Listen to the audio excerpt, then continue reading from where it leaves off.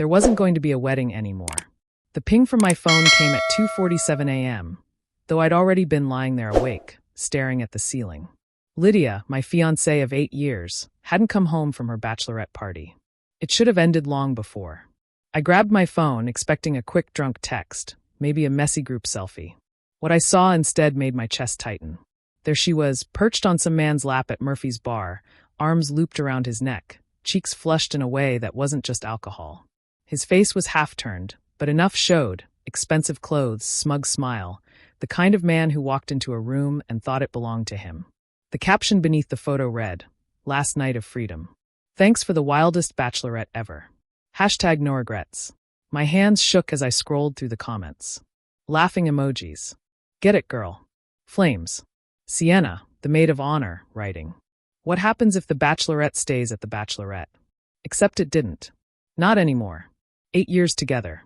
8 years of planning a future, saving for a house, talking about kids, growing old together. And this was how she honored it. Without hesitation. I screenshot the picture and uploaded it to my own Facebook. One line: "First night of freedom." Then I changed my status to single and tagged the people who mattered most, including her father, Richard Hartwell, the uptight insurance executive who cared more about appearances than breathing. Within minutes, my phone buzzed nonstop, friends, co-workers, family, all weighing in. Shock, support, judgment, plenty of popcorn emojis. The drama had just begun. At 3:15 a.m., Lydia's car screeched into the driveway. She stormed inside, makeup smeared, dress wrinkled, eyes blazing. "What the hell is wrong with you, Eli? Are you insane?" I sat calmly at the kitchen table, laptop open, watching the wildfire spread. "Wrong with me?" I asked. "I'm not the one grinding on strangers at my bachelorette party." She snapped, tossing her purse down. "God, you're so insecure." It was harmless. I turned the screen toward her. "Does that look harmless?" Her eyes flickered, pale for just a second before defiance returned. "If you don't trust me after 8 years, that's on you. Not me." I knew better. I'd seen liars before. Her hands trembled, eyes darting. She was hiding something. Then my phone rang. Her father's name lit up the screen. "Answer it," she hissed. I did. "Elliot, what in God's name is going on?" My phone hasn't stopped ringing. His icy voice snapped through the speaker. "Ask your daughter," I said flatly. "Daddy, it's nothing," Lydia rushed in. "Eli's having some kind of breakdown. It was just a joke."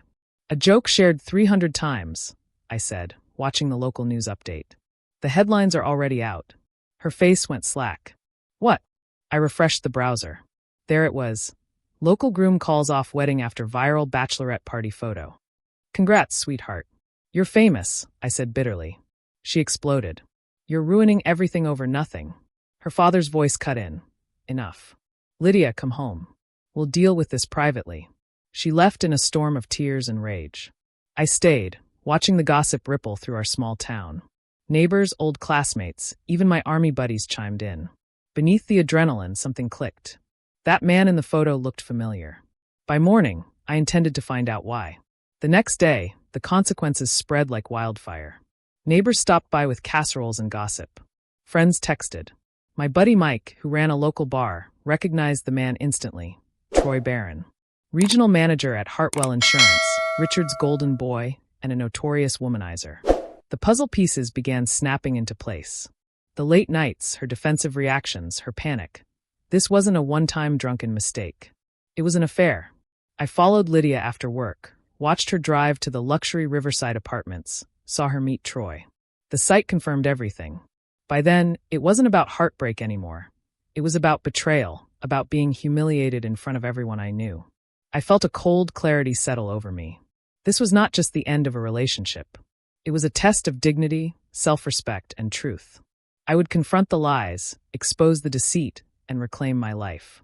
The wedding was gone, but what remained, the truth, was mine to protect. If you've ever faced betrayal and survived, share your story below. Subscribe to Cheating Secrets for more real, gripping stories of deception, heartbreak, and the strength it takes to rise above. Don't miss our weekly uploads. Hit the notification bell and join the community of survivors.